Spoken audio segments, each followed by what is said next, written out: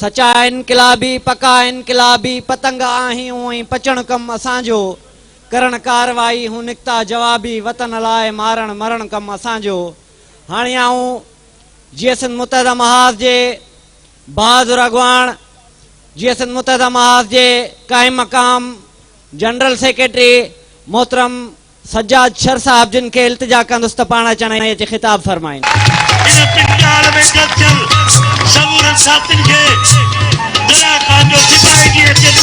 मूं जंग वतन लय जोटरिया मूं जंग वतन लय जोटरिया मखदूम बिलावल मोटिया कावेरन सां वेढ़ान कयूं पियो राहत के भिट धणी।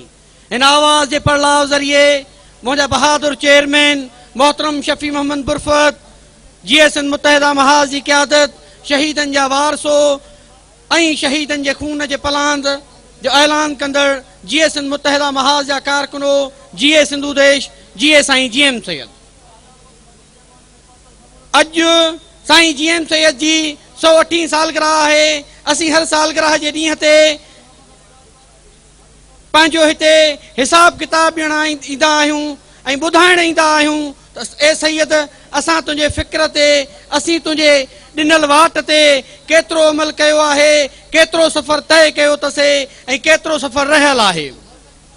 गुज़िरियल सालगिरह खां पोइ जीअं शबीर खे ॿुधायो त जीएसएन मुत्तहिदा महाज जी अधु क़यादत शहीद थी चुकी आहे, पर पोइ बि बावजूद उन जे असीं लतीफ़ सरकार जे उन रिंद परोड़ राज़ वारे मामले के समझंदे अॼु बि अवां जे साम्हूं हज़ारनि जे तादाद में कठे थी इहो साबित करे छॾियो आहे त सिंधी क़ौम अॼु बि चवे थी त वेलकम वेलकम दरिया खान वेलकम। अॼु सिंध चइनी तरफ़नि खां मसइलनि में घेरियल आहे। अॼु सिंध जी ज़मीन खे पंजाब जो हथरादू ज़हरीलो पाणी असांजा 80 एकड़ रोज़ानो जे बुनियाद ते खाई वञे थो। अॼु असांजी गैस असांजी नाहे रही। अॼु जॾहिं असीं हिन मुल्क जे 44% गैस जी फराहमी कयूं था त मोट में असांखे सिर्फ़ 7% मिले थो। अॼु जॾहिं सिंध रेवेन्यू जी मद में 100 अरब ॾिए थी त असांखे सिर्फ़ 10 अरब मिलनि था, जंहिंमां बि बददियानत नाअहल हुक्मराननि जे करे 6 अरब लेफ्ट थी वञनि था ऐं 4 अरब हिननि जी करप्शन जे हवाले थियनि था। अॼु जीअं असांजे चेयरमैन अवां खे मोकिलियल पैगाम में चयो आहे त असीं हिते एहतसाब ॾियण आया आहियूं, पंहिंजो हिसाब ॾियण आया आहियूं। उहे शाइर हलीम बाग़ीअ जहिड़ा शाइर जन वञी कुंडूं वसायूं ऐं सूफ़ियुनि जी लाकूफ़ी थी दुनिया खे दरगुज़र करे वञी साइडुनि ते वेही रहिया। अॼु जॾहिं उन्हनि अड़बंग ऐं बहादुर माण्हुनि जो काफ़िलो क़ौमी कारकुननि जो काफ़िलो जीएसएन मुत्तहिदा महाज जी सूरत में ॾिठो आहे त अॼु वरी सिंध जे अंदरि हिकु नई मज़ाहिमती शाइरी पई सरजे। जीअं कंहिं शाइर चयो सरापा एहतिजाज आहियूं सरासर इनकलाब आहियूं, सरापा एहतिजाज आहियूं सरासर इनकलाब आहियूं। असीं पंहिंजी सिंध धरतीअ जे हिसाबनि जो किताब आहियूं। कड़ूं था क़ौम सारीअ लाइ सड़ूं था सांगिन लाइ विढ़ण में तुंहिंजे वेरनि सां ॾिसंदा ॾोह न सवाब आहियूं। सरापा एहतिजाज आहियूं सरासर इनकलाब आहियूं। माण्हू चवनि था त जीएसएन मुत्तहिदा महाज जो चेयरमैन ऐं उन्हनि जी क़यादत हरू भरू माण्हू माराइण चाहिनि था। उन्हनि खे कुझु तारीख़ी हवाला ॾियणु चाहियां थो।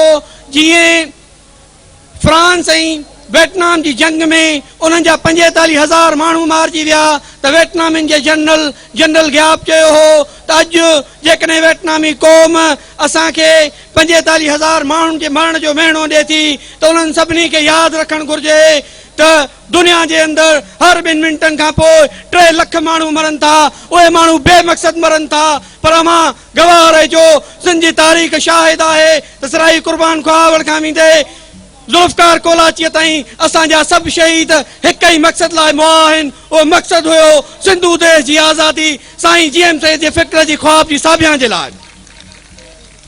यकीनन हिक इनकलाबीअ जे पेरनि जे हेठां खून जूं नदियूं वहंदियूं आहिनि।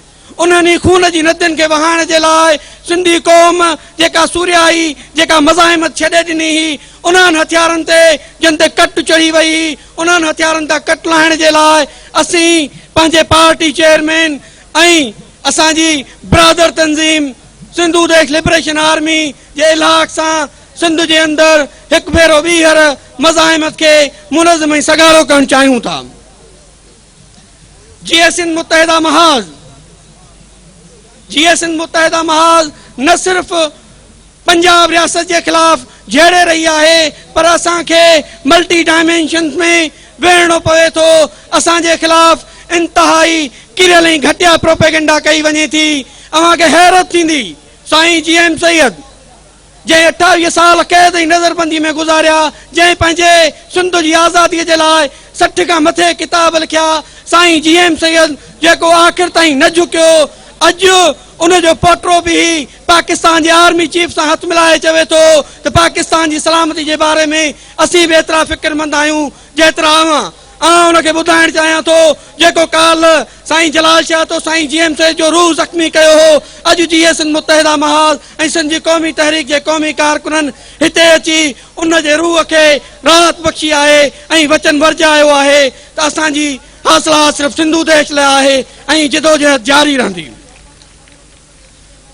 अज जॾहिं दुनिया के अंदर डेमोग्राफिक चेंजिस अचन थियूं अज जॾहिं दुनिया मौज़ब थियण तरफ वधे थी अज जॾहिं बर्तानिया जंहिंजी हुक्मरानीअ जो सिज दुनिया में न लहंदो हो अज वो स्पेन ऐं बांग्लादेश के नंढड़े मुल्क खां वेंदे हांगकांग ऐं इंडिया का माफ़ी वठे तो।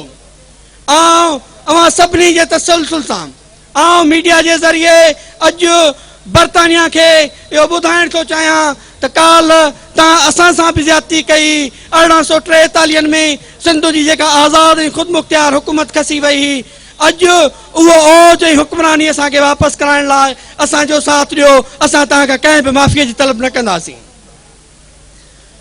अज इंतहाई अफ़सोस सां चवणो पवे थो त हिते खुद मुख्तियारी जो नारो हणंदड़ हिकु धुर रिसाले में लिखियो है त साईं GM सैयद पंहिंजी उमिरि जे आख़िरी ॾिहाड़नि में कन्फेडरेशन की गाल कई। कन्फेडरेशन जो मकसद है पाकिस्तान से गॾिजी रहण। उन सभिनी दोस्तन के चवां थो त इक़्तिदार की लालच के लाइ पैसे की लालच के लाइ एतरो न किरी पओ जो साईं GM सैयद पोड़े चे वेही लालटेन ते इनकलाब की गाल कई उन जे इनकलाब के खत्म न कयो। अज जॾहिं हेतरा सारा नौजवान कठे थी भी चवन था तो सिंधु देश मुक़दर आ साईं GM सैयद रहबर आ अवां खे उन नारे की पोइवारी करनी पवंदी।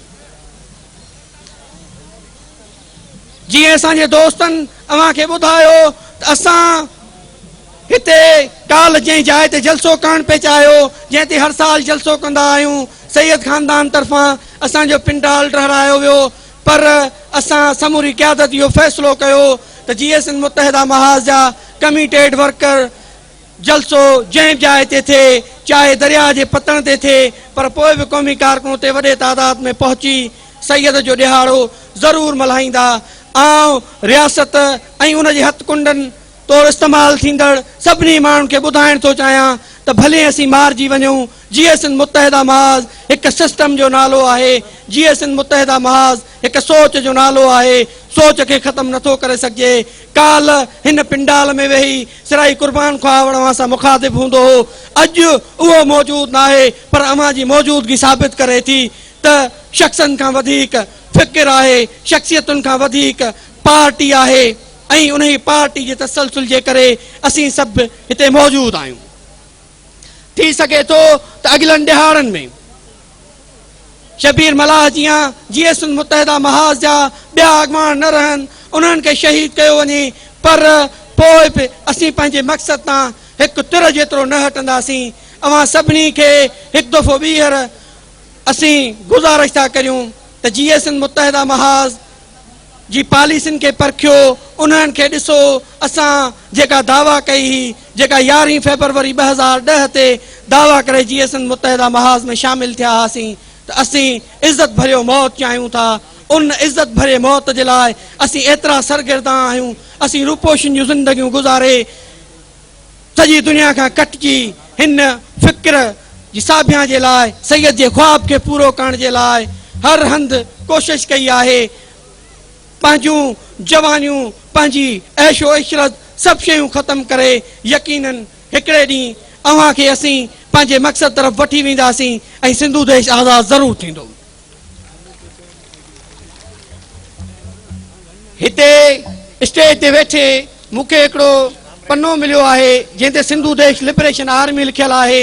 GSN मुत्तहिदा महाज़ जे क़ाइम मक़ाम जनरल सेक्रेटरी तौरु आउं पंहिंजे भाउ दरिया ख़ान खे इहो यकीन थो ॾियारियां त ए दरिया ख़ान तूं पाण खे अकेलो न सम्झ। GSN मुत्तहिदा महाज़ जी क़यादत, उन जा कारकुन, उन जा हमदर्द, उन्हनि जो आलो अयाल, उन्हनि जा घण घुरा सभु तोसां गॾु आहिनि। असीं पहिरें सिर ॾींदासीं, पोइ हिकु ॿिए जो वारो ईंदो। आख़िर में आउं ईअं ई चवंदुसि, ही गोलियुनि ते था गीत चवनि, ही गोलियुनि ते था गीत चवनि, ही जंगियुनि जा जूझार वतन, ही लाटूं ॿारे वाटूं कढंदा चौधारी चमकाट वतन। जे दुश्मन गोलियूं छोड़ींदा ही बम्बनि जा भड़काट कंदा, ही सिरड़ा ॾींदा सोभुनि ते साथीअड़ा सालार वतन। आबाद हुजी आज़ाद हुजी ओ मारुनि जा मंठार वतन, ओ मारुनि जा मंठार वतन। आख़िर में सभु दोस्त हिन नारे जो भरपूर जवाब ॾिजो, welcome welcome welcome welcome welcome welcome. Pakistan लाइ एटम बम, पाकिस्तान लाइ एटम बम। केर कंदो क़ौमी शहीदनि जो पलान, केर कंदो क़ौमी शहीदनि जो पलान। तव्हां जी महिरबानी। GS सिंधु देश, GS साईं GM।